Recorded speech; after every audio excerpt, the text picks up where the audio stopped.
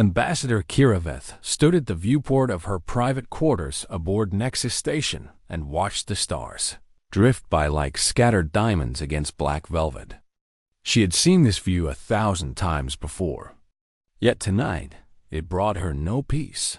Her reflection stared back at her from the reinforced glass, tall and slender, her pale blue skin glowing softly with the bioluminescence that marked her species.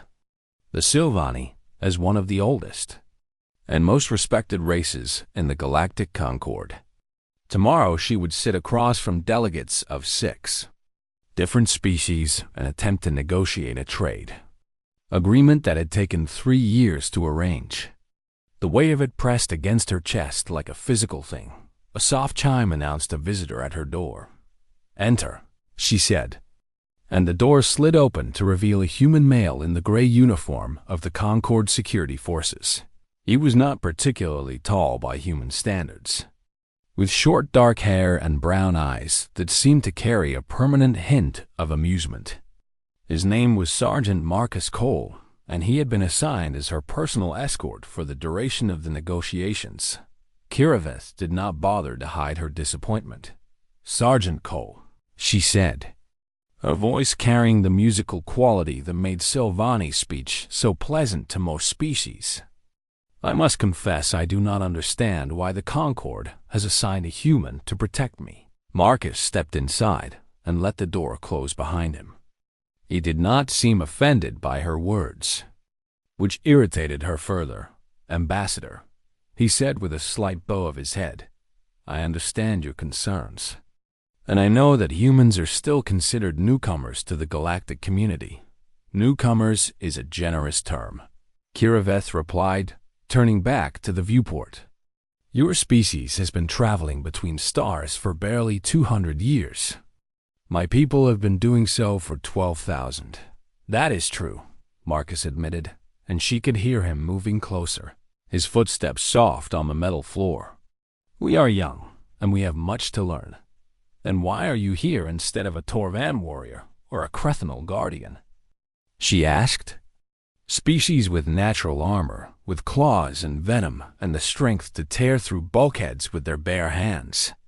Marcus was quiet for a moment, and when Kiraveth turned to look at him, she found him gazing out at the stars with an expression she could not quite read, because sometimes protection is not about being the strongest or the fastest, he said. Sometimes it is about being willing to do whatever it takes. Kiraveth made a sound that was the Sylvani equivalent of a dismissive snort. She had heard such platitudes before, usually from species trying to compensate for their obvious physical limitations. "Get some rest, Sergeant," she said. "Tomorrow will be a long day, and I expect you to remain alert and out of my way." Marcus smiled. That easy. Infuriating smile that seemed to be permanently fixed on his face, and gave another small bow before. Leaving her quarters, Kiraveth returned her attention to the stars and tried to push the human from her thoughts. The negotiations began the following morning in the grand chamber of Nexus Station, a vast circular room with a domed ceiling that displayed a live feed of the space surrounding the station. Kiraveth took her place at the central table alongside representatives from the Torvan Collective, the Merchants Guild of Thesser, the Crethanal Hive Consortium, and several other powerful factions. Marcus stood against the wall with the other security personnel, silent and watchful. True to her request, he stayed out of her way. The first 2 days passed without incident. The negotiations were tense and complicated, as such things always were. But Kiraveth was skilled at her work and slowly began to guide the various parties toward common ground. On the 3rd day, everything changed. It happened during a recess in the afternoon session. Kiraveth was walking through one of the station's commercial corridors with Marcus a few steps behind her when the lights suddenly went out. Emergency lighting flickered to life a moment later, casting everything in a dim red glow, and Kiraveth felt her twin hearts begin to beat faster. "Sergeant?" she said, and she hated the way her voice trembled. Marcus was already moving. He grabbed her arm with surprising gentleness and pulled her toward a side corridor. "Power failure," he said, his voice low and calm. "Or something worse. We need to get you to safety." A plasma bolt screamed past Kiraveth's head and struck the wall behind her, leaving a smoking crater in the metal. She screamed, a high-pitched sound that echoed through the corridor. "Move!" Marcus shouted, and suddenly he was pushing her ahead of him. Positioning his body between her and the direction of the attack, they ran through the maze of corridors. Marcus guiding her with quick commands. "Left here, right there." Down this ladder, while behind them, she could hear the sound of pursuit. Heavy footsteps. Guttural voices speaking a language she did not recognize. "Who are they?" She gasped as they ducked through a maintenance hatch. "Cathari Syndicate," Marcus replied, and his voice had lost all trace of amusement now. It was hard and cold, like steel. Smugglers and slavers. They must have been planning this for months. Kiraveth felt ice spread through her veins. She had heard stories about the Cathari and what they did to their captives. "What do they want with me?" "Your neural patterns," Marcus said as he led her down a narrow service tunnel. Sylvani ambassadors, carrying encryption keys in their biological memory keys, worth billions on the black market. Another plasma bolt struck the wall beside them, and Kiraveth stumbled. Marcus caught her before she could fall and kept her moving. "There is a safe room ahead," he said. "Reinforced walls, independent life support, and a direct line to Concord security. We make it there, and we can hold out until help arrives." They rounded a corner, and Kiraveth saw it. A heavy door marked with the Concord's emergency protocol symbol. Exactly where the station blueprint said. It should be. Marcus reached the door first and ran his hand over the scanner. It beeped once, and the door began to slide open. Then he froze. "Wait," he said. But Kiraveth was already pushing past him. Desperate to reach safety, she stepped through the doorway and into the room beyond. And only then did she see what Marcus had seen. The room was filled with wire-thin, almost invisible strands crisscrossed the space in a complex lattice, catching the dim light like a spider's web made of silver thread. Monofilament wire, she realized with dawning horror, material so sharp it could slice through bone without slowing down. She had walked into a trap. The door slammed shut behind her, and she heard the magnetic locks engage with a sound like a death sentence. A hologram flickered to life in the corner of the room.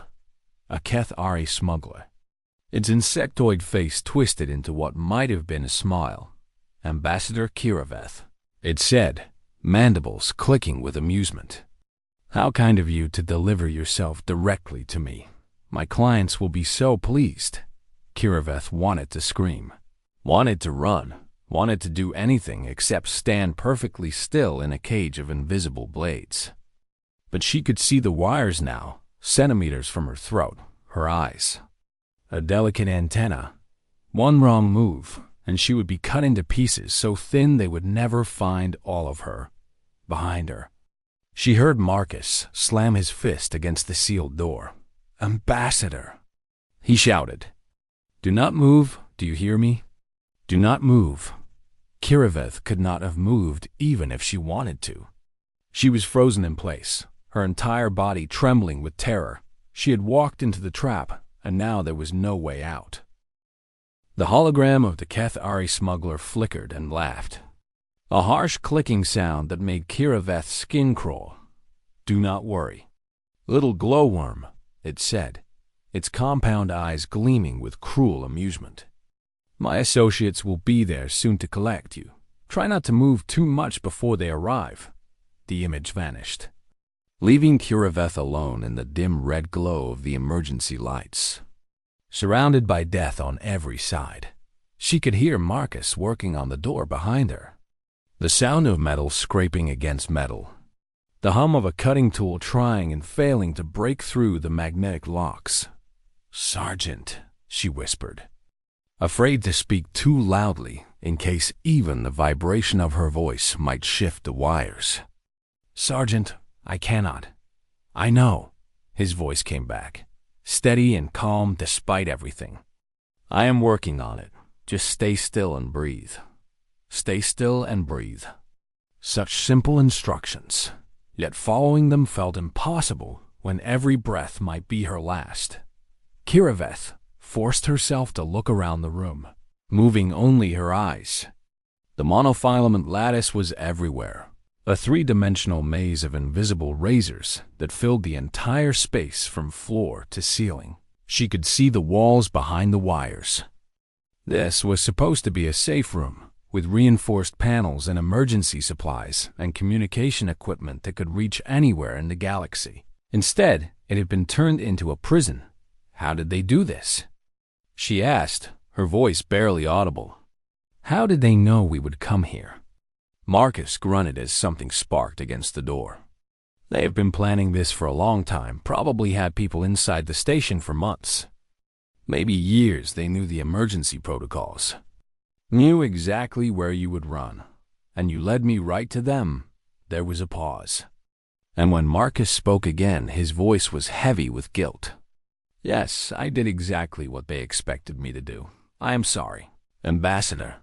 Kiraveth wanted to be angry, wanted to blame him for her predicament, but she could not find the energy. What did blame matter when she was about to die? The wires, she said instead. What are they exactly? Monofilament, Marcus replied. Single molecule thickness, sharpest material in the known galaxy, used in mining operations to cut through asteroids. In medical procedures to make incisions without causing tissue damage. And in traps to kill diplomats? That is not their intended purpose. But yes, it works for that too. Kiraveth let out a breath that was almost a laugh, though there was no humor in it. Here she was, one of the most respected ambassadors in the Galactic Concord, about to be sliced apart by mining equipment. Can you get through the door? She asked. No, Marcus admitted. The magnetic locks are too strong, and my cutting tool is not powerful enough, even if I had plasma charges. Using them would risk triggering the wire lattice. So I am trapped. You are trapped, he agreed. But that does not mean there is no way out. Kiraveth felt a tiny spark of hope ignite in her chest. What do you mean? I have been studying the wire pattern through the window in the door, Marcus said. It is dense, but it is not perfect. There are gaps, small spaces where the wires do not quite connect. Gaps. Kiraveth tried to look around again without moving her head. I do not see any gaps. They are small, very small, but they exist. Marcus was quiet for a moment, and when he spoke again, his voice had changed. It was softer now, almost gentle. Ambassador, I need you to listen to me very carefully. Kiraveth felt her heart begin to race. I am listening. There is a gap near the floor. About 2 meters to your left. It is narrow, but you are slender enough to fit through it. She turned her eyes in the direction he indicated, and after a long moment she saw it. A small space near the base of the wall where the wire lattice was slightly less dense. I see it, she whispered. But how do I get there? The wire's between me and that gap. I know, Marcus said. That is the problem. Kiraveth heard a new sound then, the soft thump of Marcus's tactical gloves hitting the floor outside the door. Sergeant? She said, what are you doing? Monofilament wire cuts on contact, he explained, his voice still carrying that strange gentleness. But it needs tension to slice deep. If something holds the wire in place, keeps it from moving, it will still cut but not as badly. Understanding began to dawn in Kiraveth's mind, cold and terrible. No, if I can get through this door and grab the wires between you and the gap, hold them apart with my hands, I can create a path for you to crawl through. No, Kiraveth said again, louder this time despite the danger. That is insane. The wire will cut you to pieces. It will cut me, Marcus agreed. But I can take it. Humans are resilient. We heal. Not from this. No species heals from monofilament wounds. You would be surprised what humans can survive. Ambassador. There was a sound from the door, not the cutting tool this time, but something else. Kiraveth realized he was working on the hinges instead of the lock. There has to be another way, she said, as she hated the pleading tone in her voice but could not stop it. We can wait for rescue. Concord security will come. The Cathari will be here before Concord security, Marcus replied. They are probably already on their way. We have maybe 10 minutes, 15 at most. Then we fight them. With what? Marcus asked. I have a ballistic weapon that barely scratches Cathari armor. And you are standing in a room full of monofilament wire, even if I could get you out safely. Which I cannot. We would be outnumbered and outgunned. So your solution is to sacrifice yourself? Marcus laughed, and the sound was so unexpected that Kiraveth almost forgot to be terrified. Who said anything about sacrifice? I am going to get cut, yes, but I'm not planning to die. I told you, humans are resilient. The door groaned as something gave way. Marcus was making progress. Ambassador, he said, and his voice was serious now, all traces of laughter gone. In about 2 minutes, I'm going to come through this door, and I'm going to grab those wires. When I tell you to move, you move. Do you understand? Kiraveth's whole body was shaking. Sergeant Marcus, please. Do you understand? She wanted to argue, wanted to find some other solution, wanted to do anything except stand here and watch a man tear himself apart for her. But she could see no other options, no clever escape, no last-minute rescue. I understand, she whispered. Good, Marcus said, and she heard the door begin to open. Then let us get you out of here. The door swung open, and Marcus stepped into the room. Kiraveth watched him through the lattice of wires, her twin hearts pounding so hard she thought they might burst through her chest.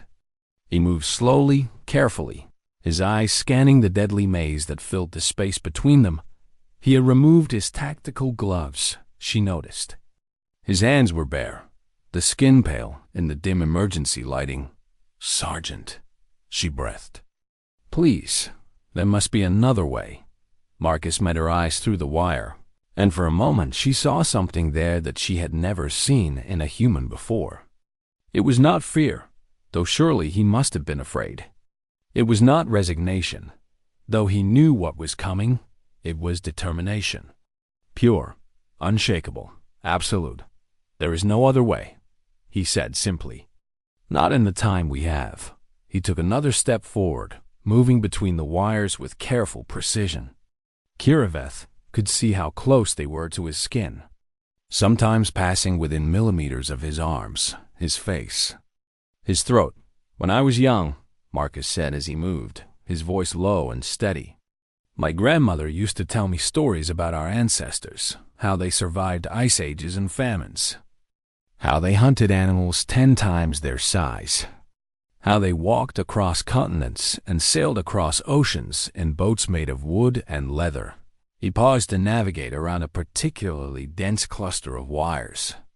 She told me that humans are not the strongest or the fastest or the smartest creatures in the universe, but we are the most stubborn. Stubborn? Kiraveth repeated, confused by the word. It means we do not know when to give up, Marcus explained. Even when we should, especially when we should. He was close now, only a few meters away. She could see his face clearly, see the sweat beading on his forehead, see the way his jaw was clenched tight. The gap is to your left, he said. About 1.5 meters from where you are standing. I need you to get on your stomach and crawl toward it when I tell you. I cannot move, Kiraveth whispered. The wires. I will handle the wires. Marcus stopped directly in front of her, separated by a wall of monofilament death. He looked at the lattice for a long moment, studying it, calculating. Then he reached out and grabbed the first wire. The sound he made was not a scream. Kiraveth had heard screams before. From prisoners under torture, from soldiers on battlefields, from victims of every kind of violence the galaxy had to offer. This was different. It was a sharp intake of breath. A hiss through clenched teeth. A sound of pure pain swallowed and controlled through sheer force of will. Blood began to flow immediately. Bright red human blood running down his palm and dripping onto the floor. The wire had cut deep into his hand, slicing through skin and muscle all the way to the bone. But Marcus did not let go. "Ambassador," he said, his voice tight but still controlled. "I need you to get down now." Kiraveth could not move. She was frozen, staring at his hand, at the blood, at the impossible thing he was doing now. He shouted, and something in his voice broke through her paralysis. She dropped to her stomach, her body pressed flat against the cold metal floor. From this angle, she could see the gap more clearly. A narrow tunnel of empty space leading to the wall where a maintenance hatch waited. But between her and that gap were more wires. Dozens of them, a forest of invisible blades. Marcus grabbed another wire with his other hand. This time Kiraveth heard his breath catch. Heard the wet sound of metal cutting through flesh. Blood began to pour from his second hand, just as quickly as the first. He pulled the wires apart, muscles straining against the tension, creating a wider path through the lattice. "Move," he gasped. "Crawl, stay low. Do not stop no matter what you hear." Kiraveth began to crawl. The floor was slick with blood as blood, and she had to fight to find purchase on the smooth metal. Her glow flickered with distress, her bioluminescence pulsing in patterns of fear and anguish above her. She could hear Marcus breathing. Ragged, wet sounds that told her he was in agony. She heard him grab another wire, then another. Each time there was that terrible sound of flesh being cut, that controlled exhale of suppressed pain. "Keep going," he said through gritted teeth. "You are doing great, almost halfway there." Kiraveth did not look up. She kept her eyes on the gap ahead, kept her body pressed as flat as possible against the floor. Something warm dripped onto her back, and she realized it was his blood falling from above. She choked back a sob and kept crawling. "Marcus," she said, unable to stop herself. "Marcus, your hands." "My hands will heal," he said, and incredibly, there was still a trace of that irritating smile in his voice. "Humans are good at healing. It is one of our few talents. This is too much. No one can survive. You would be surprised." "Ambassador." She was past the densest part of the lattice now, moving into clearer space. She could see the maintenance hatch just a few meters ahead, a dark rectangle in the wall that promised safety behind her. She heard Marcus grunt with effort as he shifted his grip, pulling more wires aside to give her room. "Almost there," he said. "Just a little further." Kiraveth reached the hatch and grabbed the handle. It was cold under her fingers, and for one terrible moment she thought it might be locked, but it turned easily and the hatch swung open, revealing a narrow maintenance shaft beyond. She turned back to look at Marcus, and what she saw made her heart stop. His hands were destroyed. There was no other word for it. The monofilament had cut so deep that she could see white bone beneath the red ruin of his flesh. Blood ran down his arms in rivers, pooling on the floor beneath him, and yet he still held the wires. His arms trembled with the effort of keeping them apart. His face was pale as death, his eyes glazed with pain. But he was still standing, still holding, still giving her a chance to escape. "There is a release handle inside the shaft," he said, his voice barely above a whisper now. "Pull it, and it will trigger the station's emergency broadcast. Concord security will be here in 6 minutes. What about you?" Kiraveth demanded. "I cannot leave you here like this." Marcus laughed, or tried to. It came out as a wet cough. "I told you, Ambassador, I am very stubborn." "Marcus, go," he said, and there was no room for argument in his voice. "Your life protects millions, trade agreements, peace treaties, the hopes of entire species. Mine protects you. That math works for me." Kiraveth felt tears streaming down her face, mixing with the blood that stained her clothes. She wanted to stay, wanted to help him, wanted to do anything except abandon this man who had torn himself apart to save her, but she was a diplomat. She understood the calculus of sacrifice, the weight of lives measured against lives. "I will come back for you," she said. "I swear it. I will be here," Marcus replied. "Now go." Kiraveth pulled herself into the maintenance shaft and reached for the emergency release handle. The last thing she heard before she activated it was the sound of Marcus letting go of the wires. The moment Kiraveth disappeared into the maintenance shaft, Marcus let go of the wires. They snapped back into place with a sound like singing crystal, and he stumbled backward, his ruined hands leaving bloody smears on everything he touched. The pain was extraordinary. He had been hurt before, many times, in the course of his career gunshot wounds. Knife cuts, broken bones, burns, but nothing compared to this. It felt like his hands had been dipped in liquid fire. Like every nerve ending was screaming in unison. He fell against the wall and slid down to the floor, leaving a trail of red behind him. For a long moment, he simply sat there, breathing, trying to force his mind to work through the haze of agony. He could see his hands in his lap, though part of him wished he could not. They barely looked like hands anymore, more like raw meat hanging from bones. But he was alive, and more importantly, the ambassador was safe. That was what mattered. The sound of heavy footsteps in the corridor outside told him that his time was running out. The Cathari were coming, just as he had predicted, and now he was trapped in a room full of monofilament wire with no weapon in his hands and no way to fight back. Marcus laughed at the absurdity of it.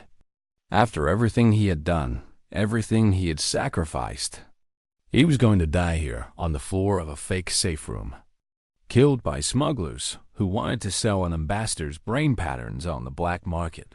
Well, if he was going to die, he was going to make them earn it.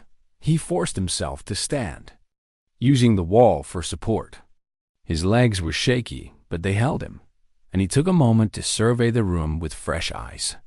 The wire lattice was still there, still deadly, still filling most of the space. But now that he was no longer trying to create a path for someone else, he could see other possibilities. The wires were anchored to small devices mounted on the walls and ceiling, he noticed. Tension generators that kept the monofilament taut and deadly. If he could reach one of those devices, if he could disable it somehow, the door burst open and the first Cathari mercenary charged through. It was exactly as ugly as Marcus remembered from intelligence briefings. Tall and insectoid, with a hard exoskeleton that gleamed like dark metal. Compound eyes that reflected the emergency lighting in 1,000 fractured images. Mandibles that clicked together in what might have been anticipation. It was carrying a plasma rifle and wearing enough armor to stop a tank. It was also not watching where it was going. The Cathari ran directly into the wire lattice, too focused on Marcus to notice the invisible death that filled the room. The monofilament did what monofilament does, and suddenly the mercenary was falling in pieces, its body carved into sections that hit the floor with wet thuds. Marcus stared at the remains for a moment, then looked at the door where 2 more Cathari had stopped in their tracks. "Well," he said, his voice rough with pain, "are you coming in or not?" The Cathari exchanged glances, their mandibles clicking rapidly in what Marcus assumed was communication. They had just watched their companion get sliced apart by something they could not see, and they were clearly reconsidering their approach. "The ambassador is gone," Marcus continued, slumping against the wall but keeping his eyes on the enemy. "She triggered the emergency broadcast before she left. Concord security is on their way. You have maybe 5 minutes to collect your friend's pieces and run." One of the Cathari raised its plasma rifle and aimed it at Marcus. "You are lying, human. We jammed all communications before we began. No signal can leave this section of the station." Marcus felt his heart sink, but he kept his face neutral. "Maybe, maybe not. Are you willing to take that chance?" The Cathari hesitated, then made a decision. It holstered its rifle and drew a long blade from its belt, the kind of weapon used for close-quarters combat. "We do not need the glowworm alive," it said, "but we need you dead. After what you have done to our brother, we will take our time with you." It stepped into the room more carefully this time, watching for wires. Moving slowly through the gaps in the lattice, Marcus watched it come and calculated his options. His hands were useless, his weapons were gone, and even if he could somehow get past the mercenary, there was another one waiting in the doorway. He had no chance of winning this fight, but he was human, and humans did not know when to give up as the Cathari approached. Marcus pushed himself off the wall and lunged forward. Not at the mercenary, but at one of the tension generators mounted on the ceiling. He jumped, reaching with arms that ended in bloody stumps of fingers, and grabbed the device with what remained of his grip. The pain was indescribable. It felt like his hands were being torn off all over again. But he held on and pulled, throwing all of his weight against the mounting. The generator ripped free from the ceiling, and suddenly a whole section of the wire lattice went slack, the monofilament falling like deadly rain. The Cathari screamed as the wires collapsed around it, cutting through armor and chitin and flesh. It was not a clean death like its companion had suffered. The slack wires tangled and dragged, creating a slow, agonizing end. Marcus hit the floor hard and rolled, putting as much distance between himself and the falling wires as possible. He came up against the far wall, gasping for breath, his vision swimming with pain and blood loss. The second Cathari was still in the doorway, and now its plasma rifle was raised and aimed directly at Marcus's head. "Impressive," it said. "For a soft skin. My employers will be disappointed that we lost the ambassador, but killing you will provide some small satisfaction." Marcus stared at the barrel of the rifle and felt a strange calm settle over him. This was it then. This was how it ended. Alone in a blood-soaked room, far from home, with no one to mourn him, he thought about his grandmother, about the stories she used to tell. He thought about the ambassador, about the look on her face when she realized what he was going to do. He thought about all the things he would never see, never do, never become, and then he thought about getting up. It was insane. His body was broken, his hands were destroyed, and there was a plasma rifle pointed at his face. But something deep inside him refused to accept death lying down. It was the same stubborn refusal that had driven his ancestors across continents and oceans, the same determination that had carried humanity to the stars. Marcus Cole put his feet under him and stood up.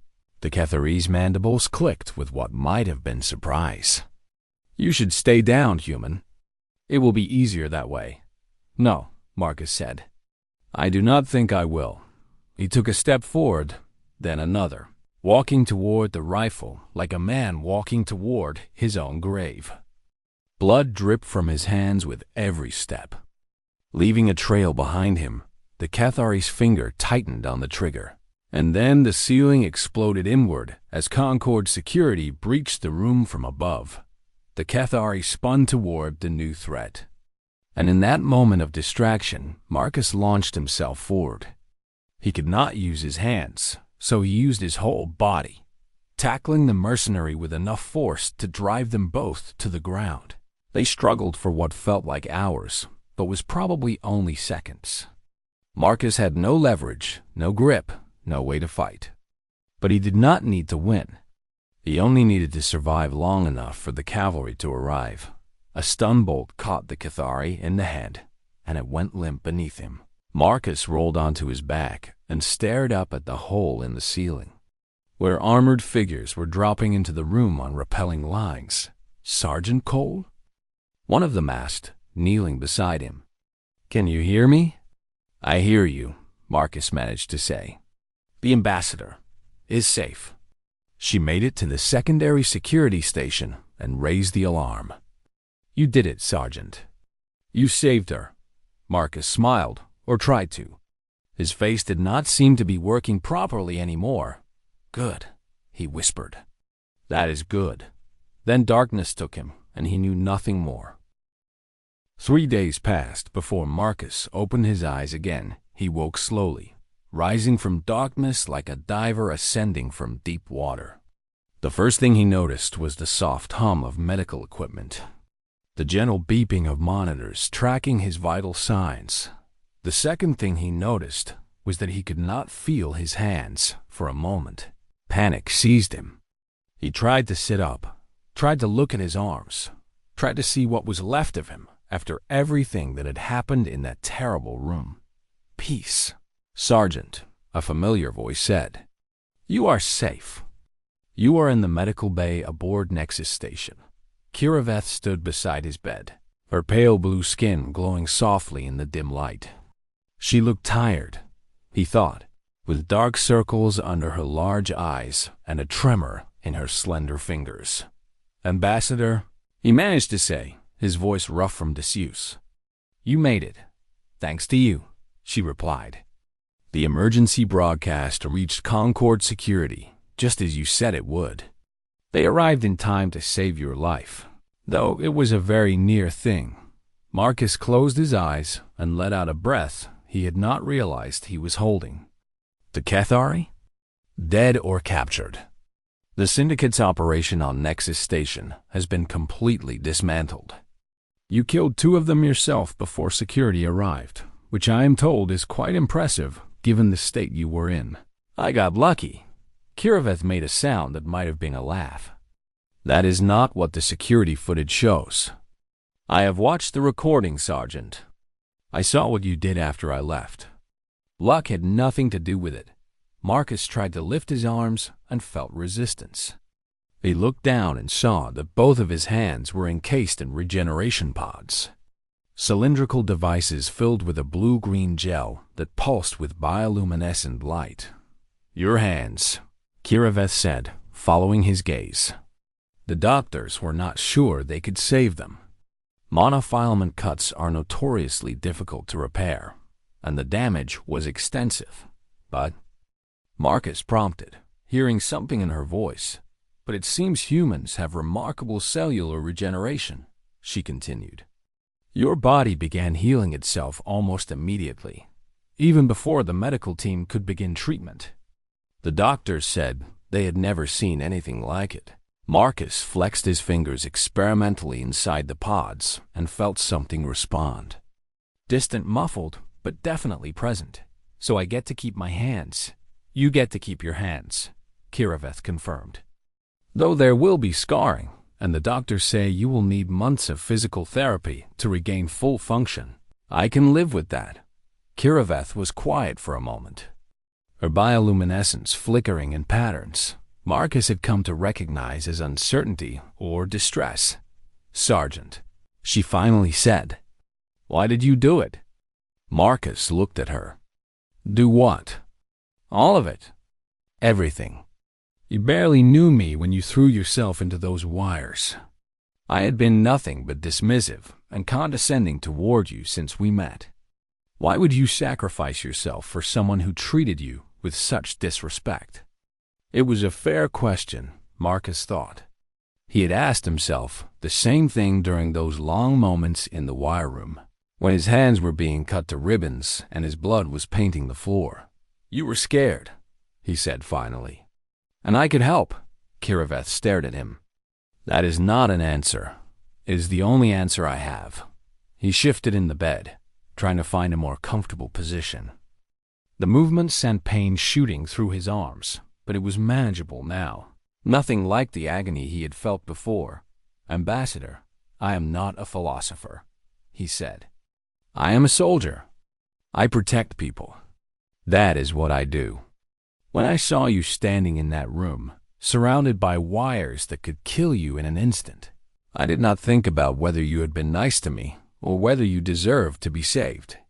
I just knew that I could not let you die if there was anything I could do to prevent it, even if it meant dying yourself. Even then, Kiraveth sat down in the chair beside his bed. Her movements were graceful as always, but there was something different about her now, something softer, My species has traveled among the stars for 12,000 years, she said quietly. We have encountered countless other civilizations, witnessed empires rise and fall, seen wonders and horrors beyond imagination. We thought we understood what the galaxy had to offer. She reached out and touched the edge of his regeneration pod, her fingers tracing the transparent surface. We were wrong. Marcus watched her, uncertain of what to say. Humans are new to the galactic community, Kiraveth continued. You are young and inexperienced, and sometimes painfully naive. You have no natural weapons, no armor, no special abilities that set you apart from the thousands of other species we have encountered. Sounds about right, but you have something else, she said, meeting his eyes. Something we did not expect. Something we could not have predicted. And what is that? Kiraveth considered the question for a long moment before answering. You do not let go, she said finally. When everything else tells you to stop, to give up, to accept the inevitable, you refuse. You grab hold of the thing that is trying to destroy you, and you do not let go. No matter what it costs you, Marcus thought about his grandmother's stories, about the ancestors who had crossed continents and oceans, who had hunted mammoths with wooden spears and built civilizations out of mud and stone. We call it stubbornness, he said. It is not always a good thing. No, Kiraveth agreed. But sometimes it is the only thing that matters. She stood up and smoothed down her robes. The trade negotiations have been postponed while the station is secured, but they will resume in 2 weeks. I have requested that you remain as my escort. If you are willing, Marcus raised an eyebrow. I thought you wanted a Torvan warrior. I thought I did too, she admitted. I was wrong about many things. About humans, about you, about what it means to be protected. She walked to the door, then paused and looked back at him. In the centuries that followed the first contact between our species, my people will tell stories about humans, she said. We will speak of your courage and your determination, your refusal to accept defeat, even when all hope seems lost. That is very flattering. Ambassador, but more than anything, she interrupted. We will tell the story of a man who held back the blades so that someone he barely knew could escape. We will tell our children that if they ever find themselves in the dark, surrounded by enemies, with no hope of survival, they should pray that there is a human beside them. She smiled then, and it was the first genuine smile Marcus had seen from her. Because humans will hold back the blades, she said. Even if it cost them everything. The door slid open and she stepped through. Leaving Marcus alone in the quiet hum of the medical bay, he looked down at his hands, hidden inside their regeneration pods, and thought about everything that had happened. The pain, the fear, the desperate struggle to survive in a room filled with invisible death. He thought about Kiraveth and the way she had looked at him when she crawled through the gap in the wires. He thought about the Cathari mercenaries and the terrible price they had paid for underestimating what a human could don. He thought about what came next, the months of recovery, the physical therapy, the long road back to full function. It would be hard. He knew. There would be days when the pain was too much, when the progress was too slow, when he wanted nothing more than to give up and accept his limitations. But he would not give up. He would not let go, because that was what humans did, and Marcus Cole was very, very human.